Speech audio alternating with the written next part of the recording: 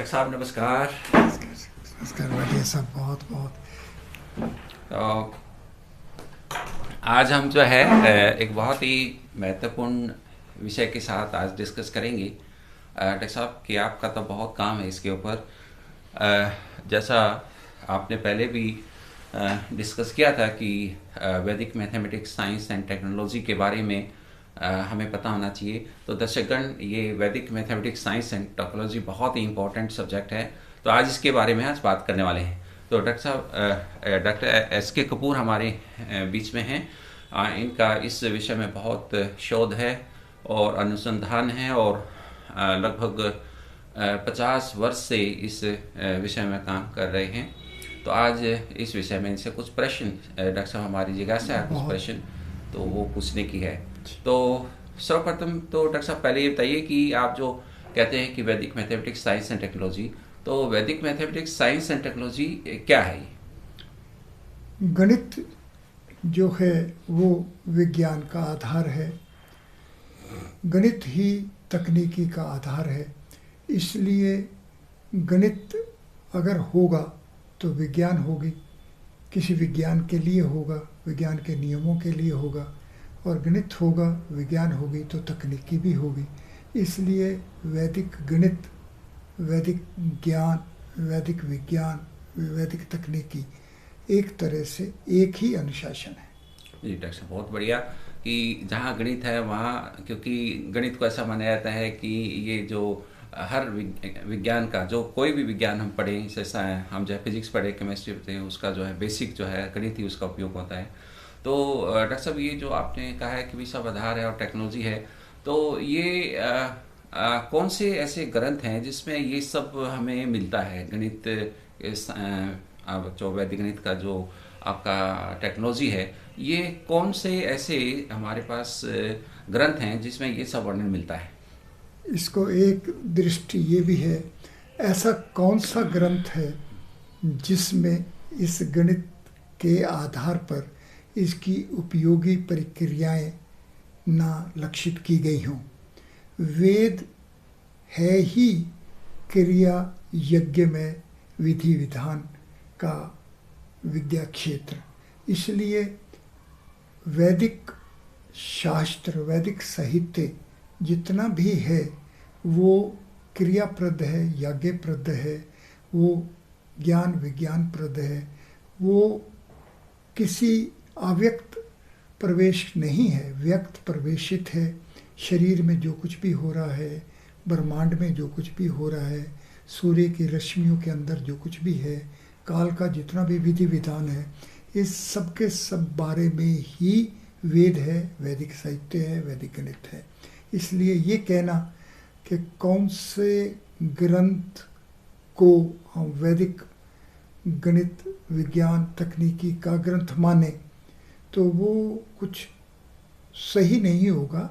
सही ये होगा कि वैदिक ज्ञान के आधार पर कौन कौन से ऐसे ग्रंथ हैं जो कि एक एक प्रयोग में लाए जा रहे हैं। जैसे कि हम कह सकते हैं कि स्थापत्य उपवेद जो है वो ही विज्ञान तकनीकी, वैदिक विज्ञान तकनीकी का मूल स्तोत्र है।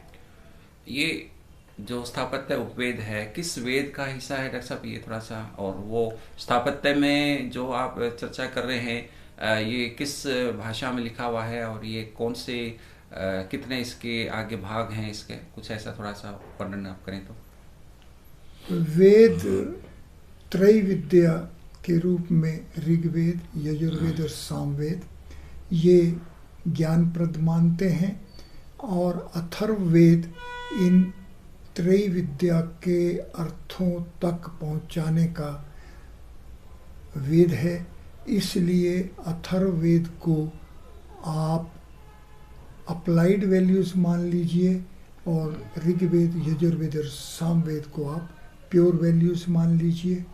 और अथर्ववेद का उपवेद स्थापत्य उपवेद है, और स्थापत्य उपवेद अथर्ववेद का के साथ इसका प्रथम प्रयोग है। नहीं तो जिस तरह से अथर्ववेद तीनों वेदों के साथ जुड़ेगा, उसी तरह से स्थापत्य उपवेद भी आयुर्वेद, गंधर्व वेद और धनुर्वेद तीनों उपवेदों का आधार होगा। जी बहुत बढ़िया डॉक्टर साहब। तो डॉक्टर साहब ये जो आपने बताया स्थापत्य उपवेद, तो इसमें कौन कौन से ग्रंथ है जो हम इसको पढ़ सकते हैं स्थापत्य उपवेद को? आज जो समय के अनुसार सबसे अधिक सुरक्षित जो स्थापत्य शाखा का श्रृंखलाबद्ध संकलित सुरक्षित, तो वो तो हमारे पास यज्ञ के विधि विधान है। शतपथ ब्राह्मण ऐसा एक ग्रंथ है जो हमें स्थापत्य के नियमों के साथ एक साथ सीधा जोड़ता है। यहाँ से मानसारा एक ऐसा ग्रंथ है जो हमें जो शिल्प क्रियाएं हैं, जो हमारी इंजीनियरिंग जिसको हम कहते हैं, उसका जो सुरक्षित ग्रंथ आज भी बहुत उपयोग में लाया जाता है, वो मानसारा है। बहुत बढ़िया डॉक्टर साहब। डॉक्टर साहब क्या इसके जो मानसारा जो ग्रंथ आप चर्चा में ला रहे हैं, इसको विद्यार्थी कैसे पढ़ें? क्या संस्कृत के जानने वगैरह क्या पढ़ सकते हैं इसको विद्यार्थी? संस्कृत सबसे सरल, सबसे सुंदर, सबसे बढ़िया एक माध्यम है, ये मीडियम है। तो हिंदी जानने वाले विद्यार्थी संस्कृत में प्रवेश बहुत ही सुलभ तरीके से कर सकते हैं। इसलिए संस्कृत एक मीडियम है। संस्कृत कोई ऐसा अनुशासन नहीं है जो कि ऐसा हमें दिखे कि हमारे रास्ते में किसी तरीके को कोई कठिनाई उत्पन्न करेगा। संस्कृत सबसे सरल है और सबसे सही है, और संस्कृत को जानना बहुत आसान है। बाकी जितने भी मीडियम हैं, उन सब मीडियम से संस्कृत मीडियम सबसे सरल, सबसे उपयोगी, सबसे प्राकृतिक है। इसके माध्यम से ही हमें बहुत जल्द प्रवेश करेंगे, कम समय में ही ज़्यादा विद्या को प्राप्त कर पाएंगे। तो डॉक्टर साहब ये बताइए कि जो आजकल नई शिक्षा नीति आ रही है, इसको जो आप चर्चा कर रहे हैं, संस्कृत पढ़ाना, एक तो एक विषय के रूप में पढ़ाना है, और एक ये जो वैदिक नृत्य विज्ञान और टेक्नोलॉजी की और हमें थोड़ा सा आगे बढ़ते हुए तो उसकी ओर हमें अग्रसर होना है, तो कब से इसकी जो है क्लासिफिकेशन कैसे करें इसको? समय के अनुसार वेद को, वेद विद्याओं को, संस्कृत के आधार को सुरक्षित करने के लिए व्याकरण को बहुत जोर से अपनाया गया है, और सही भी था। पर केवल व्याकरण तक संस्कृत सीमित नहीं है। संस्कृत अपने आप में एक ऐसा माध्यम है जिस माध्यम से हम इस प्रकृति के प्रत्येक नियम को जान पाते हैं, और व्याकरण भी एक नियमों के अनुसार बधी है। वो नियम ही गणित है, वो नियम ही विज्ञान है, वो नियम ही तकनीकी है। अगर हम अपने शरीर के बारे में जानना चाहते हैं, अगर हम सूर्य के बारे में जानना चाहते हैं, इस सौर मंडल के बारे में जानना चाहते हैं, और हमारी जो आम रोज़ाना की जो ज़रूरतें हैं उनकी पूर्ति के बारे में जानना चाहते हैं, तो उन सब के लिए हमें वेद विद्याओं में जाना होगा। और संस्कृत तो एक मीडियम है, इसको हमें किसी तरीके से इसके बारे में कोई और किसी तरह की शंकाएं उत्पन्न करना या इसको कहीं मुश्किल समझना, ये ठीक नहीं है। ये ठीक है डॉक्टर साहब, बहुत बढ़िया। यानी ये तो अगर हमें सीखना है, ये हमें इसका जो है इंट्रोडक्टरी व्याकरण या इसकी भाषा पर थोड़ा सा कमांड हो जाए तो हम इसको सीख सकते हैं आगे इस भाषा को, आपका ये कहना है? ये जो प्रकृति ने मातृक भाषा जिसको हम कहते हैं, मानव जन्म से ही किसी न किसी भाषा के साथ जुड़ा हुआ है, और वो उस भाषा संस्कृत ही है। जी, जी। इसलिए हिंदी अगर हमें आती है तो हमें संस्कृत आती है। थोड़ा सा ध्यान देखने की ज़रूरत है।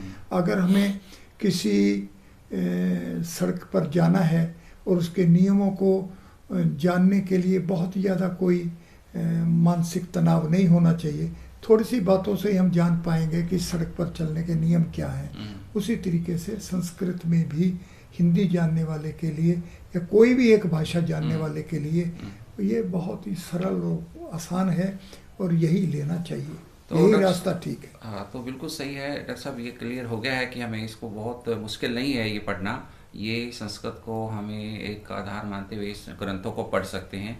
और दूसरी बात ये मैं आपसे करना चाहूँगा कि जो वैदिक मैथमेटिक्स साइंस एंड टेक्नोलॉजी है ये किस किस क्षेत्र में हम जो है क्या क्या इसके द्वारा कौन सी समस्याओं का समाधान इसमें कर सकते हैं?